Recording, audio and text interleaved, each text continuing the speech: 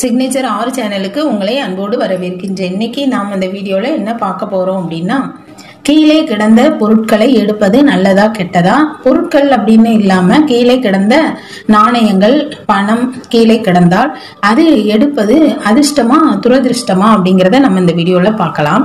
சில பேருக்கு நிறைய பணங்கள் பூமியில் கிடக்கும், அதை அவர்கள் எடுப்பார்கள். அது அவர்களுக்கு அதிர்ஷ்டம் என்று கருதுவதுண்டு.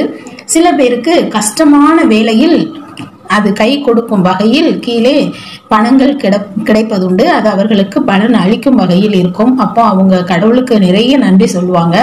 ஏன்னா அவசரத்துக்கு கடவுளே கொடுத்தார் போல் இருக்கும் அவர்களுக்கு. இப்படியாக கீழே கிடைக்கும் அந்த பணம் எடுக்கலாமா வேண்டாமா, நல்லதா கெட்டதா அப்படிங்கிறது நிறைய பேருக்கு அந்த சந்தேகம் இருக்கு. ஏன்னா அது யார் யார் பயன்படுத்தின அந்த பணமோ, யார் விட்டுட்டு போனாங்களோ அதை நாம எடுக்கலாமா வேண்டாமா, இப்படி எல்லாம் யோசிக்கும் சில பேருக்காக நம்ம இந்த வீடியோ அவர்களுக்கு அனைவருக்குமே பயனுள்ளதாக இருக்கும். இப்போ உங்களுக்கு நாணயங்கள் கீழே கிடைக்குது என்றால் அதை நீங்க வீட்டுக்கு எடுத்து வந்து நன்றாக கழுவி அதை சுத்தம் பண்ணி மஞ்சள் தண்ணீரில் நன்றாக கழுவ வேண்டும். அப்புறம் அந்த பால் கொஞ்சம் ஊற்றி அந்த நாணயத்தை நன்றாக கழுவி ஏதோ நமக்கு ஒரு அதிர்ஷ்டம் கிடைத்ததை போல் எண்ணி நீங்க அதை மஞ்சள் குங்குமம் வைத்து அதை நீங்கள் செலவு செய்யக்கூடாது.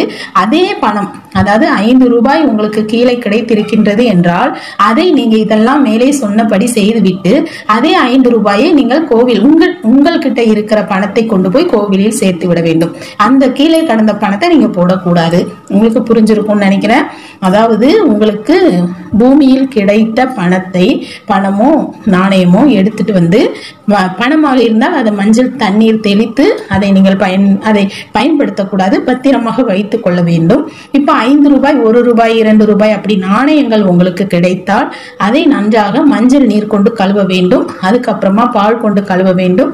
அதற்கு மஞ்சள் குங்குமம் வைத்து அதற்கு நன்றாக பூவெல்லாம் போட்டு நீங்க ஒரு பத்திரமான இடத்துல வச்சிடணும். வச்சுட்டு அன்று சாயங்கால நேரமாக கோவிலுக்கு போய் உங்களுக்கு கீழே கிடைத்த பணம் உங்கள்கிட்ட இருக்கிற பணத்தை கொண்டு போய் உண்டியலில் சேர்க்க வேண்டும். இது சரியான முறையாகும். அப்படி உங்களுக்கு அந்த கிடைத்த பணம் மேலும் மேலும் மேலும் உங்களுக்கு அதிர்ஷ்டமாக இருக்கும், துரதிர்ஷ்டம் ஆகாது. உங்களுக்கு அதிர்ஷ்டம் இந்த வகையில் வரும். கீழே பணம் கிடைத்தது என்றால் உங்களுக்கு அது நல்ல நேரம் தான், கெட்ட நேரம் கிடையாது. அதிர்ஷ்டம் வரும் வேளையில் இந்த மாதிரி விஷயங்கள்லாம் நடக்கிறதுக்கும் நிறைய வாய்ப்புகள் இருக்கு. அப்படி கிடைக்கும் பணத்தை நீங்கள் இப்படி செய்து கொண்டால், அதாவது 100 ரூபாய் கிடைத்தாலும் சரி, அதை நீங்கள் பத்திரமாக வைத்துவிட்டு உங்களிடம் இருக்கும் ஒரு 100 ரூபாயை கோவில் உண்டியலில் சேர்த்து விட வேண்டும். பூமியில் கிடைத்த பணத்திற்கு பதிலாக உங்களிடம் இருக்கும் வேறு பணத்தை நீங்க உண்டியல்ல சேர்த்து விட வேண்டும். அதனால இப்போ என்ன உங்களுக்கு இதுல நல்லா புரியுதுன்னா, அது அடுத்தவங்க பணம், அது நம்ம கைக்கு வந்தாலும் அது நம்ம கோவில்ல உண்டியல்ல சேர்த்தணும். ஆனா அந்த பணத்தை நம்ம பத்திரமா வச்சுக்கணும். ஏதோ ஒரு அதிர்ஷ்டம் நம்மளுக்கு கிடைச்சிருக்கு அப்படிங்கிற மாதிரி இருக்கும்.